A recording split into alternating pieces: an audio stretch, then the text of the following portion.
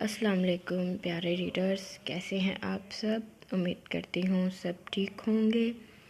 آج میں نے لانگ ایپی دینے کی کوشش کی ہے اور آج کی ایپی پر آپ کو میری بھاری آواز ہی سننی پڑے گی کیونکہ میرا گلا کافی زیادہ خراب ہے۔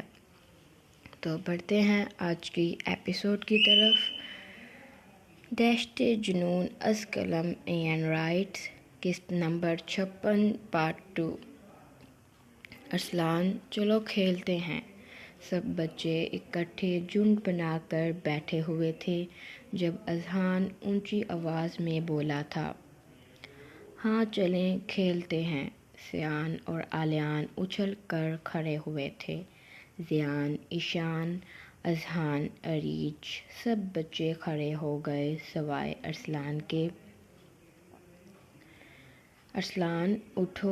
اذہان نے اپنا مکمل زور لگاتے اسے کھڑا کرنا چاہا لیکن ناکام۔ میرا دل نہیں کر رہا۔ ارسلان آنیہ کو گود میں لے کر بیٹھ گیا۔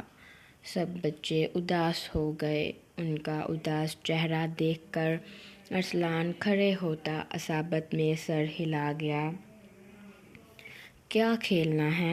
ارسلان نے اکتاہٹ بھرے لہجے میں پوچھا۔ اس کا دل نہیں مان رہا تھا۔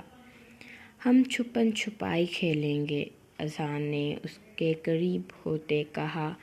چٹ پر سب کے نام لکھ کر باؤل میں ڈالے۔ اذہان کے نام کی چٹ نکلی۔ وہ ٹھمک ٹھمک کر چلتا کمرے کے دروازے کے پیچھے چھپ گیا۔ لالا، میں نے آپ کے ساتھ چھپنا ہے۔ آنیہ ارسلان کے ساتھ چلنے لگی۔ ارسلان نے حویلی کے باہر چھپنا تھا۔ وہ نہ چاہتے ہوئے بھی اسے اپنے ساتھ لے گیا۔ وہ دونوں جھاڑیوں میں چھپ گئے تھے۔ بوس، وہ رہی حویلی۔ اس میں مراد شاہ کا پورا خاندان ہے۔ آج سب کا کام تمام کر دیں گے۔ داؤد نے حویلی کی طرف اشارہ کیا۔ دونوں نے حویلی کی طرف دیکھتے پراسرار قہقہہ لگایا تھا۔ ان کی باتیں سن کر جھاڑیوں میں چھپے ارسلان کا رنگ اڑا تھا۔ بے ساختہ وہ اپنی بہن کے لبوں پر ہاتھ رکھ گیا کہ مبادا وہ چیخ ہی نہ مارتے۔ سب سے پہلے تو ہمیں پارس شاہ کو مراد شاہ کی آنکھوں کے سامنے ختم کرنا ہے۔ شداور کی آنکھوں میں لہو رنگ اترا تھا۔ وہ سب سے پہلے پارس شاہ کو ختم کرنا چاہتا تھا تاکہ اس کے خلاف ہر ثبوت مٹ جائے۔ بوس، میں نے سنا ہے احمد شاہ کی بیٹی بلا کی خوبصورت ہے، کیا خیال ہے؟ پارس شاہ کے ساتھ اسے بھی نہ اٹھا لیا جائے؟ داؤد کمینگی سے معصوم سی آنیہ کے بارے میں سوچتے ہوئے شداور سے کہہ رہا تھا۔ وہ 4 سالہ بچی پر غلط نظر رکھے ہوئے تھا۔ بوس، میرے سننے میں بات آئی ہے شاہ خاندان کی جان بستی ہے پارس شاہ میں۔ وہ مضبوط ہے، بالکل اپنے دادا کی طرح۔ وہ شاہ خاندان کی نیو ہے جس پر پورا خاندان اکٹھا ہے۔ اگر اسے کچھ ہو گیا تو پورا خاندان بکھر جائے گا۔ داؤد بنا پلک جھپکے حویلی کی طرف دیکھے جا رہا تھا۔ اس کی شاہ خاندان کے ساتھ کوئی دشمنی نہ تھی لیکن پھر بھی وہ انہیں برباد کرنا چاہتا تھا۔ سب سے پہلے پارس شاہ کو اٹھوانا ہے۔ اگر موقع ملا تو احمد شاہ کی بیٹی کو بھی اٹھا لینا۔ مراد شاہ کے گھر کی بنیاد ہلا دوں گا میں۔ وہ کبھی خوش نہیں رہ پائیں گے۔ شداور کہتے ہوئے اپنے قدم حویلی کی طرف بڑھانے لگا جب اسے جھاڑیوں میں ہلچل محسوس ہوئی تھی۔ ارسلان سختی سے آنیہ کا ہاتھ پکڑ گیا۔ بوس، کوئی بلی ہوگی۔ شداور نے آنکھیں گھماتے اپنا رخ حویلی کی طرف کیا۔ داؤد، رک جاؤ۔ ابھی انہوں نے تھوڑا سا فاصلہ ہی طے کیا تھا جب شداور نے داؤد کا بازو سے پکڑتے اسے روکا تھا۔ ابھی مراد شاہ اپنی پوری فیملی کے ساتھ ہوگا۔ شیر کو جھنڈ میں پکڑنے کا وہ مزہ نہیں آتا جو اکیلے میں پکڑنے کا آتا ہے۔ فی الوقت ہمیں یہیں رکنا چاہیے۔ بچے اچھل کود بہت کرتے ہیں، ایک نہ ایک تو باہر کی طرف آئے گا۔ شداور اور داؤد درخت کے ساتھ ٹیک لگا کر حویلی پر نظر ٹکا گئے۔ ارسلان کی سانسیں اکھڑنے لگی تھیں، یہ سوچ کر ہی اگر اس کی گڈو ان لوگوں کے ہاتھ لگ گئی، نہ جانے وہ کیا کریں گے اس کے ساتھ۔ وہ پہلی نظر میں ہی انہیں پہچان گیا تھا کہ یہ وہی لوگ ہیں جنہوں نے اس بچی کا قتل کیا تھا۔ ارسلان آنیہ کو خاموش رہنے کا اشارہ کرتے سختی سے اسے اپنے ساتھ لگا گیا۔ اسے خود سے زیادہ اپنی بہن کی جان پیاری تھی۔ وہ اسے محفوظ جگہ پر چھپا دینا چاہتا تھا جہاں اسے کوئی بھی نہ ڈھونڈ پائے۔ وہ اس بات سے انجان تھا کہ جو قسمت میں لکھا ہوتا ہے وہ ہو کر رہنا ہے۔ گڈو، بنا آواز پیدا کیے ہمیں یہاں سے نکلنا ہے، ارسلان نے ہاتھوں کے اشاروں سے اسے سمجھایا تھا۔ آنیہ خوف سے کپ کپا رہی تھی۔ اپنے لالا کی بات سمجھتے اس نے حامی میں سر ہلایا تھا۔ ارسلان نے 5 منٹ کی جدوجہد کے بعد خود کو جھاڑیوں سے بنا آواز کے باہر نکالا تھا۔ آنیہ کو اپنے کندھے پر ڈالتے دبے دبے پاؤں پیچھے کو بڑھانے لگا۔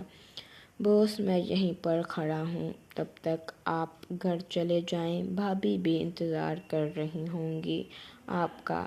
نہیں داؤد، میں گھر گیا تو وہ مجھے واپس آنے نہیں دے گی۔ وہ میرے ساتھ مخلص ہے، لیکن میں اس کے ساتھ دغا کر رہا ہوں۔ نہ جانے کیوں مجھے میری نور جان کے علاوہ اب کوئی اچھا ہی نہیں لگتا۔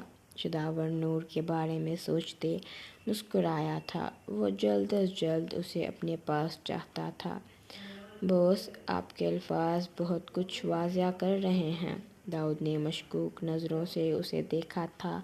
بے ساختہ شداور کے لبوں پر گہری مسکراہٹ نے احاطہ کیا تھا۔ جو واضح ہو رہا ہے وہ سچ ہے، لیکن داؤد، اس نے میری قید سے بھاگ کر بہت بڑی غلطی کر دی جس کی سزا بہت بری ثابت ہونے والی ہے اس کے لیے۔ شداور خان کی خون ٹپکاتی آنکھیں اور کان پٹی کی ابری رگیں اس کے اندر پھٹنے والے لاوے کا پتہ دے رہی تھی۔ داؤد، آدمیوں کو کال کر کے کہو ہر جگہ پھیل جائیں، اس علاقے میں اگر کہیں بھی مراد شاہ کے خاندان کا کوئی فرد نظر آیا اسے اپنے قبضے میں لے لیں۔ شداور کا لہجہ حکمی تھا۔ اس کے کہتے ہی داؤد نے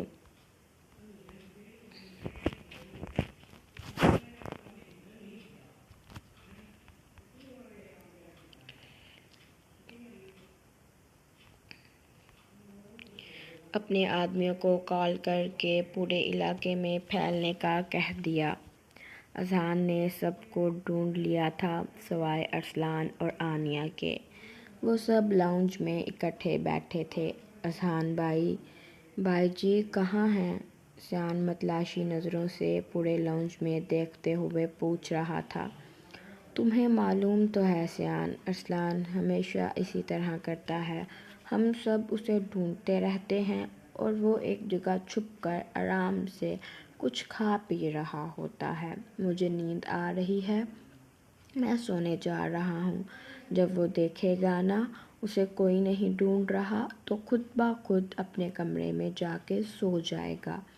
اذہان کے کہتے ہی سب بچے پرسکون ہوتے اپنے کمروں میں چلے گئے۔ ارسلان ان سے کافی دور جا چکا تھا۔ اس کے پاؤں میں کانٹے نہ جانے اور کیا کیا چبھ چکا تھا۔ اس کے پاؤں سے خون رس رہا تھا۔ اپنے آپ کی پرواہ کیے بغیر اپنی گڈو کو کندھوں پہ اٹھائے وہ چل رہا تھا۔ اس کا دل چاہ رہا تھا وہ کہیں بیٹھ کر اپنے پاؤں کو کچھ دیر سکون پہنچائے، لیکن اپنی بہن کا خیال ذہن میں آتے ہی وہ اپنے چلنے کی رفتار اور تیز کر جاتا۔ ارسلان جنگل سے باہر نکلا تھا جب اسے کچھ آدمی سڑک پر چلتے ہوئے نظر آئے۔ اس سے پہلے وہ ارسلان کو دیکھتے ارسلان آنیہ کو لیے درخت کے پیچھے چھپ گیا۔ یا اللہ میری مدد کر، ارسلان نے آسمان کی طرف دیکھتے اپنے خدا سے مدد کی دعا کی تھی۔ وہ جھنڈ بنا کر باتیں کر رہے تھے۔ ارسلان موقع پاتے ہی آنیہ کو لیے نکل گیا۔ وہ کچھ دور پہنچا ہی تھا جب پتھر سے ٹکرانے کی وجہ سے اس کا سر درخت کے ساتھ جا لگا۔ خون کی لکیر گردن سے نیچے جاتے اس کے سفید کرتے کو لال رنگ میں رنگنے لگی۔ لالا، آنیہ نے روتے ہوئے اپنے لالا کو پکارا۔ لالا کی جان، میں بالکل ٹھیک ہوں، بس تم خاموش رہنا۔ ارسلان اسے بازو میں اٹھائے اپنے سینے سے لگا گیا۔ وہ ایک گھر کے سامنے رکا تھا۔ ارسلان اندر جانے لگا جب اس کا دل ایک پل کے لیے گھبرایا تھا۔ اس گھر کو سجے ہوئے دیکھ اس طرح معلوم ہو رہا تھا جیسے وہ شادی والا گھر ہے۔ در حقیقت وہ اسلام آباد کی ہیرا منڈی تھی۔ ارسلان جب ہیرا منڈی میں داخل ہوا، سب عورتیں ہال میں کھڑی تھیں۔ اتنے خوبصورت کم عمر لڑکے کو بہکی نگاہوں سے اس کی طرف دیکھنے لگی۔ اپنے قد کی وجہ سے ارسلان ان سب کو ایک نوجوان لڑکا معلوم ہو رہا تھا۔ ہم تمہاری کیا خدمت کر سکتے ہیں لڑکے؟ ایک عورت ارسلان کے قریب جاتے بے باکی سے اس کے کندھے پر ہاتھ پھیرتے بولی تھی۔ ارسلان نے اسے خود سے دور جھٹک دیا۔ آپ مجھے اس طرح کیوں ہاتھ لگا رہی ہیں؟ ارسلان کو اس کا یوں چھونا ناگوار گزرا تھا۔ تم جیسے خوبصورت نوجوان کو دیکھ کر کسی کی بھی نیت خراب ہو سکتی ہے۔ عورت ابھی بھی بہکی نگاہوں سے اسے دیکھ رہی تھی۔ یہ تو وہی ہے، شہناز بائی کو داؤد نے پارس کی تصویر بھیجی تھی کہ اگر اسے یہ بچہ کہیں پر بھی نظر آیا تو انہیں فوراً اطلاع دے۔ ارے بچے ادھر آؤ تم، یہ سب تو جلدی ہیں، تم آرام کرو، مجھے تھکے ہوئے لگ رہے ہو، شہناز بائی نہایت ہی میٹھے لہجے میں کہتی۔ ارسلان کے سر پر ہاتھ رکھ کر اسے اپنے ساتھ کمرے کی طرف لے جانے لگی۔ مجبوراً ارسلان کو اس کے ساتھ جانا پڑا کیونکہ اس وقت اس کے لیے اپنی بہن سے زیادہ کچھ ضروری نہ تھا۔ اسے یہ جگہ محفوظ لگ رہی تھی لیکن در حقیقت وہ شداور خان کے جال میں پھنس چکا تھا۔ شہناز بائی اسے کمرے میں بٹھاتے ہی شداور کو کال کر گئی تھی۔ شداور، وہ بچہ میرے کوٹھے پر ہے، اس کے ساتھ ایک چھوٹی سی بچی بھی ہے، جلدی آ جاؤ یہاں پر۔ شہناز شداور کو اطلاع دیتے سب لڑکیوں کو ہال میں اکٹھا کر گئی۔ سنو لڑکیوں، آج سب آرام کرو، سب کی چھٹی ہے آج، تم سب کسی کی راتیں رنگین نہیں کرو گی۔ شہناز بائی اپنی کرسی پر براجمان ہوتے سخت لہجے میں بولی تھی۔ سب طوائفیں اپنے اپنے کمروں میں چلی گئی۔ شہناز بے تابی سے شداور کا انتظار کر رہی تھی، نہ جانے یہ کیا کرنے والی ہے۔ اس لڑکے کے ساتھ ایک طوائف نے شہناز کو شداور سے بات کرتے سن لیا تھا۔ یا اللہ، ہم تو اس دلدل میں پھنس کے ناپاک ہو چکی ہیں، میں اس معصوم بچی اور لڑکے کی عزت خراب ہونے نہیں دے سکتی، یا اللہ میری مدد کرنا۔ وہ طوائف ہمت کرتے چھپتے چھپاتے اس کمرے تک بمشکل پہنچی تھی۔ بنا آواز پیدا کیے وہ کمرے میں داخل ہوئی۔ ارسلان نے آنیہ کو بیڈ پر لٹایا تھا، وہ سوئی ہوئی تھی۔ سنو لڑکے، یہاں سے نکل جاؤ جتنی جلدی ہو سکے، شہناز بائی نے ایک آدمی کو کال کی ہے، وہ اسے کہہ رہی تھی کہ تم دونوں یہاں پر ہو، وہ اسے جلد از جلد کوٹھے پر آنے کا کہہ رہی تھی۔ لڑکی ہانپتے ہوئے بولی تھی۔ تم جھوٹ تو نہیں بول رہی؟ ارسلان نے ایک دفعہ تصدیق کرنی چاہی۔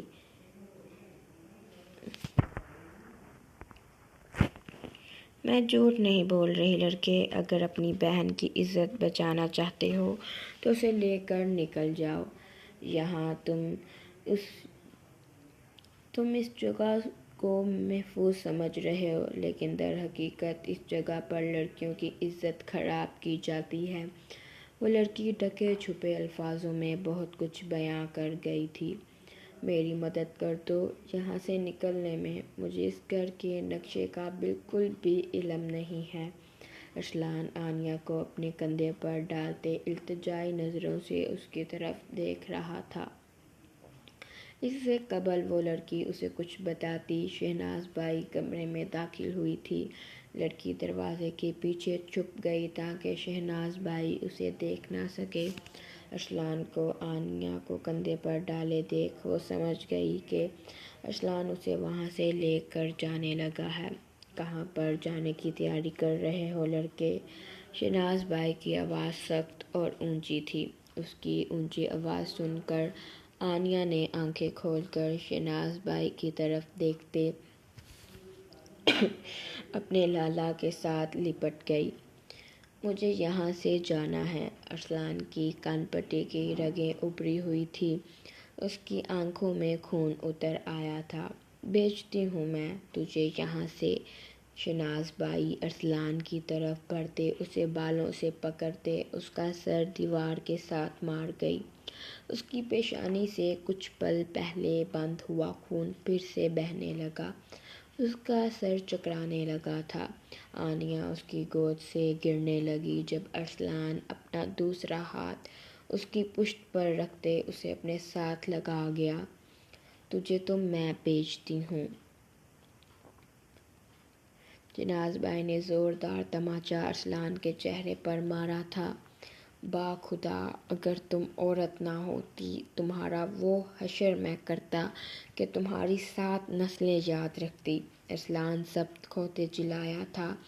اس کے دادو نے اسے پہلی بات ہی یہی سکھائی تھی کہ عورت پر کبھی ہاتھ مت اٹھانا۔ یقین نہیں آتا ایسے لڑکے بھی دنیا میں پائے جاتے ہیں۔ واہ! شہناز بائی بے سراغ قہقہہ لگاتے آنیہ کو بالوں سے پکڑ کے ارسلان سے دور کرتے اس کا سر دیوار کے ساتھ مار دیا۔ چھوڑو میری بہن کو۔ ارسلان اسے آنیہ سے دور دھکیلتے آنیہ کو اپنے سینے سے لگا گیا۔ اس کا سینہ لال رنگ سے رنگ گیا تھا۔ اس سے پہلے شہناز بائی ان دونوں کو اور مارتی، دروازے کے پیچھے سے نکلتے ڈریسنگ ٹیبل سے واس اٹھا کر شہناز بائی کے سر پر مار دیا۔ وہ اپنے ہوش و حواس سے بیگانہ ہوتے زمین پر گری تھی۔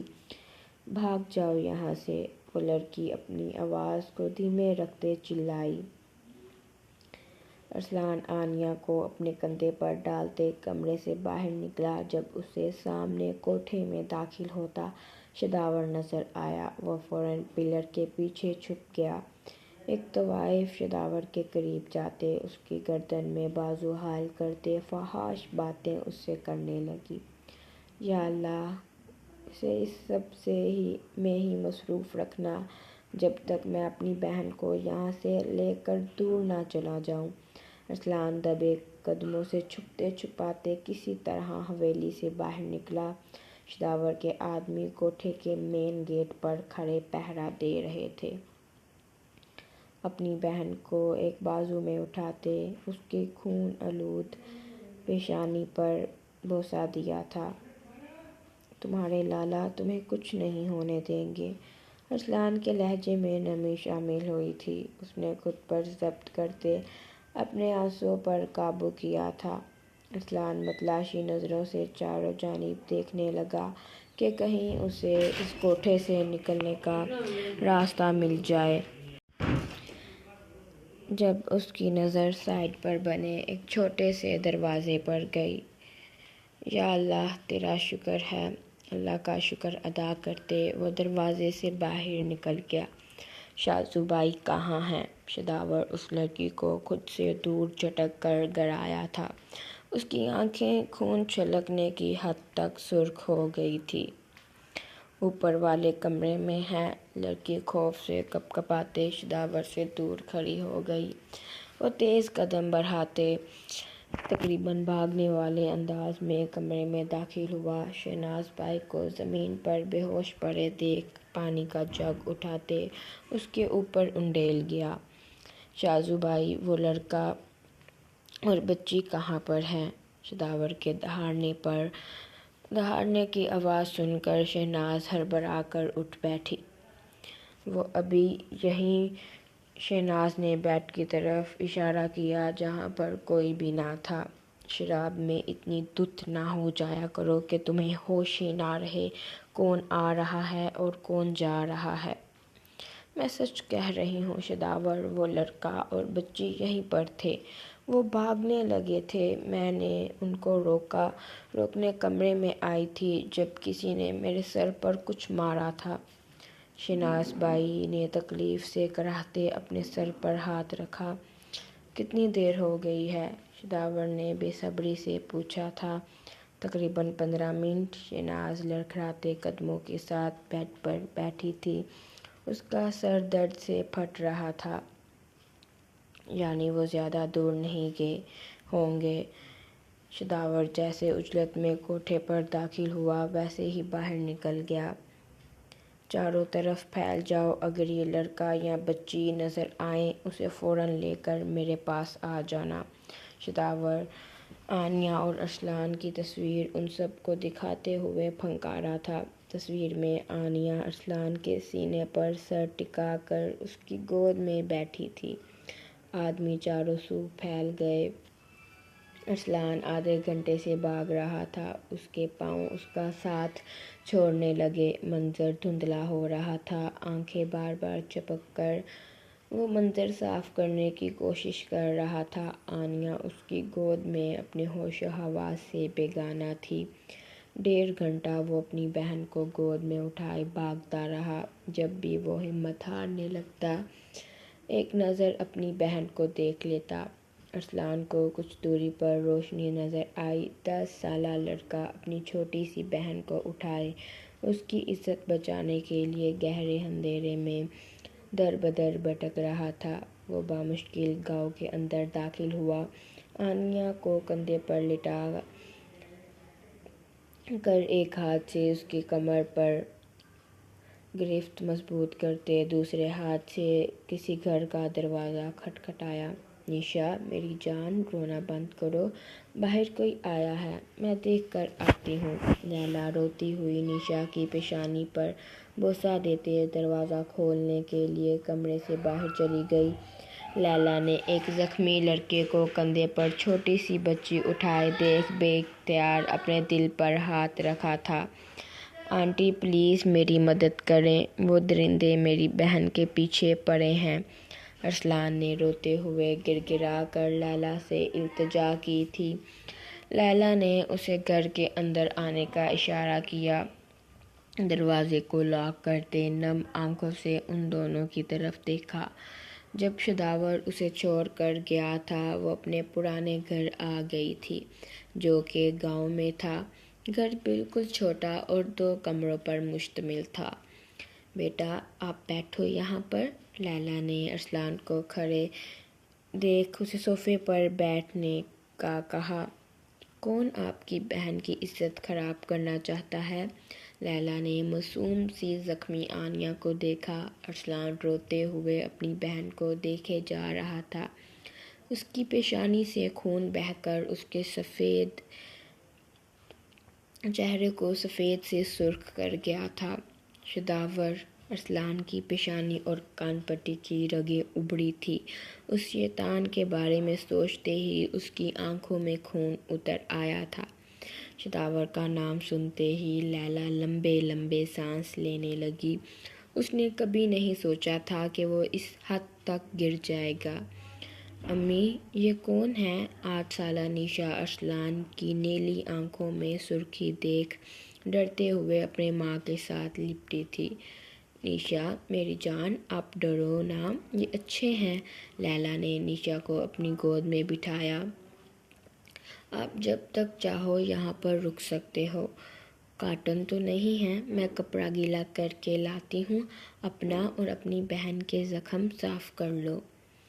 وہ چھوٹے سے بنے اوپن کچن میں جاتے سائڈ پر بنے چھوٹے سے ڈرار سے ایک کپڑا نکال کے گیلا کر کے ارسلان کو تھما گئی۔ ارسلان نے آنیا کے چہرے سے خون صاف کیا۔ نیشا گہری نظروں سے آنیا کو دیکھنے لگی۔ وہ بے انتہا خوبصورت تھی، اس کی لمبی گھنی پلکیں، سفید رنگت، کٹاؤ دار لب۔ وہ لڑکا اس طرف گیا ہے۔ آدمی نے خون کی بوندیں زمین پر دیکھتے اپنے ساتھی سے کہا۔ وہ دونوں جس جانب خون کی بوندیں تھیں اسی جانب چلتے گئے۔ لیلا کے گھر کے باہر رکتے، وہ زور سے دروازہ کھٹکھٹانے لگے۔ وہ اس قدر زور سے دروازہ کھٹکھٹا رہے تھے جیسے ابھی دروازہ توڑ دیں گے۔ ارسلان سختی سے اپنی بہن کو سینے میں چھپا گیا۔ تم دونوں وہاں چھپ جاؤ، لیلا نے کچن میں بنے کاؤنٹر کی طرف اشارہ کیا۔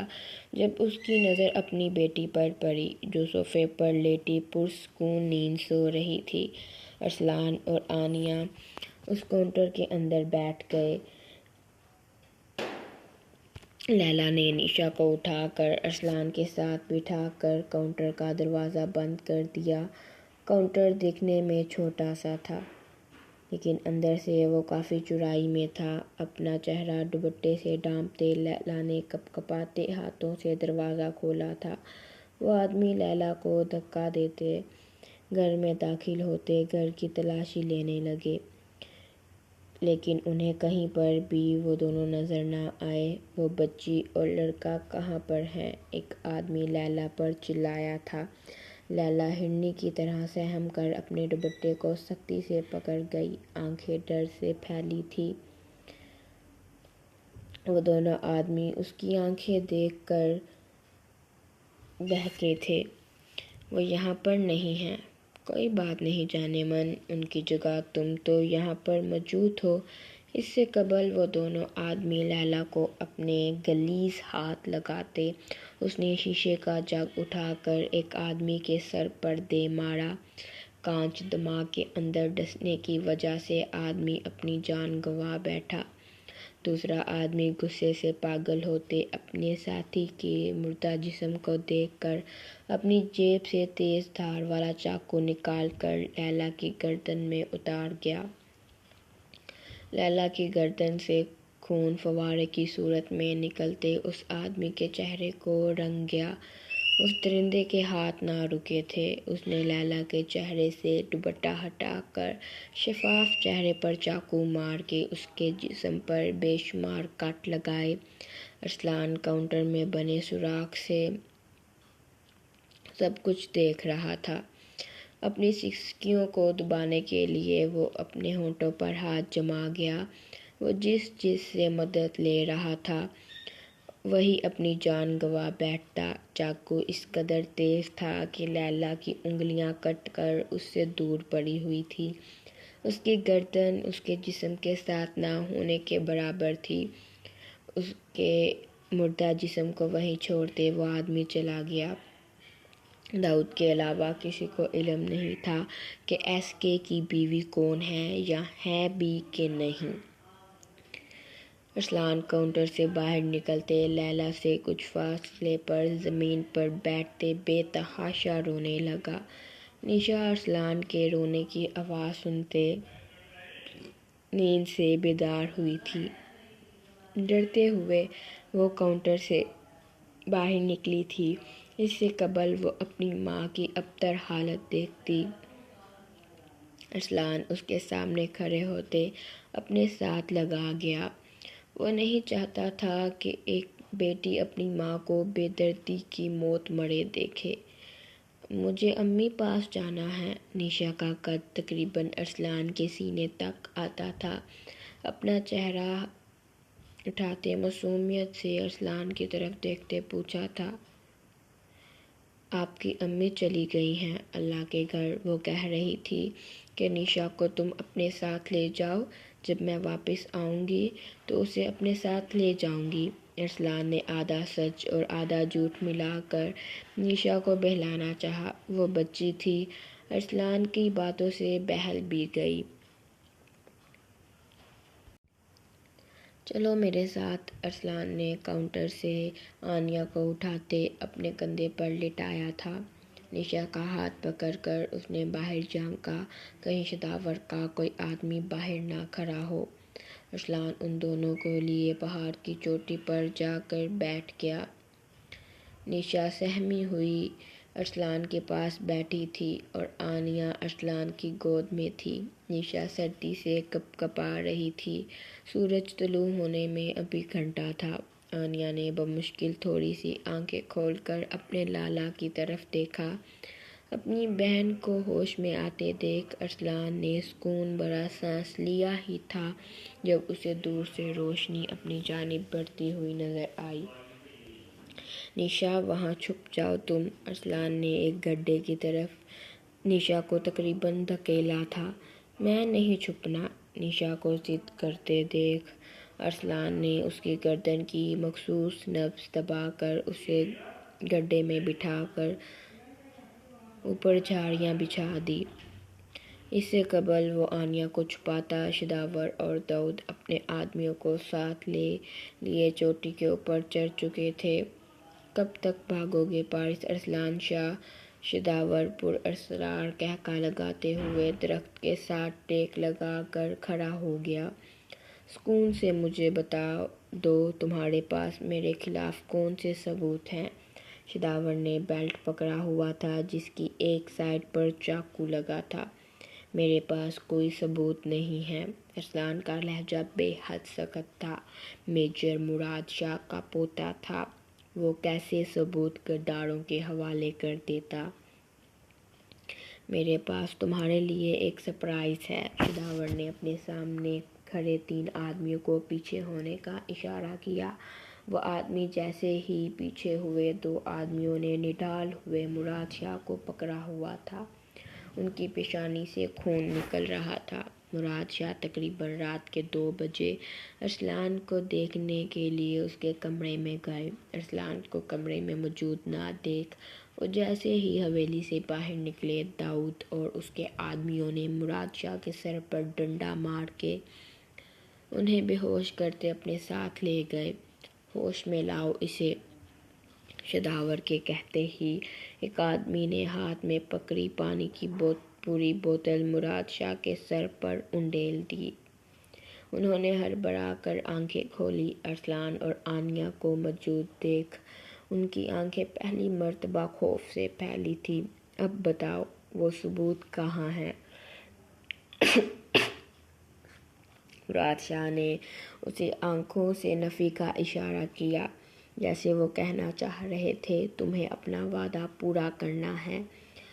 پارس، تم نے یہ ثبوت کسی کے حوالے نہیں کرنے۔ جو راز تمہیں شداور کے بارے میں معلوم ہیں تم کسی کے سامنے عیان نہیں کرو گے، چاہے کچھ بھی ہو جائے۔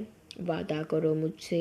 مراد شاہ نے اس کے سامنے اپنی ہتھیلی کی۔ ارسلان نے حامی میں سر ہلاتے ان کی ہتھیلی پر اپنا ہاتھ رکھ دیا۔ میرے پاس کوئی ثبوت نہیں ہے۔ کوئی ثبوت نہیں ہے؟ شداور نے بیلٹ مراد شاہ کے بازو پر مارا۔ ایک جھٹکے سے ان کا بازو ان کے بدن سے جدا ہوا تھا۔ مراد شاہ کی دردناک چیخ پہاڑی علاقے میں گونجی تھی۔ اب بتاؤ تمہارے پاس کوئی ثبوت نہیں ہے؟ ارسلان کے آنسو گرتے اس کے رخسار اور گردن کو بھگو رہے تھے۔ اسے سمجھ نہیں آ رہا تھا وہ کیا کرے، اپنے دادو کا وعدہ پورا کرے یا ان کی جان بچائے۔ مراد شاہ نے تکلیف برداشت کرتے ارسلان کو پھر نفی میں اشارہ کیا۔ میرے پاس کوئی ثبوت نہیں ہے۔ پھر سے وہی جواب دہرایا گیا۔ اس مرتبہ شداور خان نے مراد شاہ کا دوسرا بازو ان کے بدن سے علیحدہ کیا تھا۔ مراد شاہ کی خوفناک تکلیف سے بھری چیخیں سنتے بے ساختہ ارسلان نے اپنے کانوں پر ہاتھ رکھا تھا۔ آنیہ سہم کر ارسلان کے ساتھ لپٹ کر سختی سے آنکھیں میچ گئی۔ شداور کے آدمیوں نے مراد شاہ کی کمر سے پکڑ کر اسے کھڑا کیا ہوا تھا۔ اب شداور کی نظریں اب مراد شاہ کی ٹانگوں پر تھیں۔ ارسلان کا جواب اب بھی پہلے والا ہی تھا۔ شداور نے ایک جھٹکے سے مراد شاہ کی دونوں ٹانگیں کاٹ کر ان کا سر دھڑ سے علیحدہ کر دیا تھا۔ پکڑو اس بچی کو، شداور کے کہتے ہی داؤد آنیا کو جھٹکے سے ارسلان سے دور کر گیا۔ ارسلان نے اسے روکنا چاہا لیکن اس کے ہاتھوں میں جیسے جان ہی نہ تھی۔ باندھو اسے زنجیروں سے، ارسلان کے بے جان وجود کو تقریباً گھسیٹتے ہوئے درخت کے ساتھ باندھ گئے۔ اگر اپنی بہن کی عزت اور جان تمہیں پیاری ہے تو خاموشی سے ثبوت میرے حوالے کر دو۔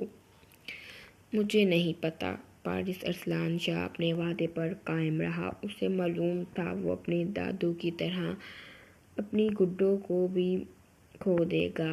ارسلان کے الفاظ سنتے ہی داؤد آنیا کو گریبان سے پکڑتے اس کی فراق کے 2 حصے کر گیا۔ لالا، وہ روتے ہوئے اونچی آواز میں چلائی تھی۔ ارسلان نے تکلیف سے آنکھیں بند کی تھیں۔ داؤد اسے نوچنا شروع ہو چکا تھا۔ آنیا کی خوفناک چیخیں گونج رہی تھیں۔ ارسلان نے شدت سے دل میں دعا کی تھی وہ بہرا اور اندھا ہو جائے، اس کی جان اس کے جسم سے نکل جائے۔ آنکھیں کھولو ورنہ یہ جو سانسیں تمہاری بہن کی چل رہی ہیں مجھے ختم کرتے ہوئے 1 منٹ بھی نہیں لگے گا۔ پارس شاہ، شداور کے الفاظ سنتے ہی ارسلان نے آنکھیں کھولے، التجائی نظروں سے اسے دیکھا۔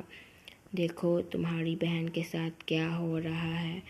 اب بھی تم ثبوت میرے حوالے نہیں کرو گے؟ شداور نے ارسلان کے چہرے کا رخ آنیا کی طرف کیا۔ وہ سختی سے آنکھیں میچ گیا۔ آنکھیں کھولو اور دیکھو، جواب دو مجھے، کیا اب بھی تم ثبوت میرے حوالے نہیں کرو گے؟ ارسلان کو اپنے جسم سے جان نکلتی محسوس ہو رہی تھی۔ وہ شدت سے چیخ رہا تھا، میری گڈو کو چھوڑ دو، میں ہاتھ جوڑتا ہوں تمہارے آگے، میری گڈو کو چھوڑ دو، اس کا کوئی قصور نہیں ہے، وہ تو معصوم ہے، ننھی سی جان ہے، وہ اس کے ساتھ اس طرح نہ کرو۔ ارسلان بے تحاشا روتے ہوئے چلایا تھا۔ اس کے رونے پر شداور نے داؤد کو اور درندگی سے آنیا کو نوچنے کا اشارہ کیا۔ ثبوت؟ شداور ایک لفظ ادا کرتے بازو اپنے سینے پر باندھے سکون سے ان دونوں بہن بھائیوں کی طرف دیکھ رہا تھا۔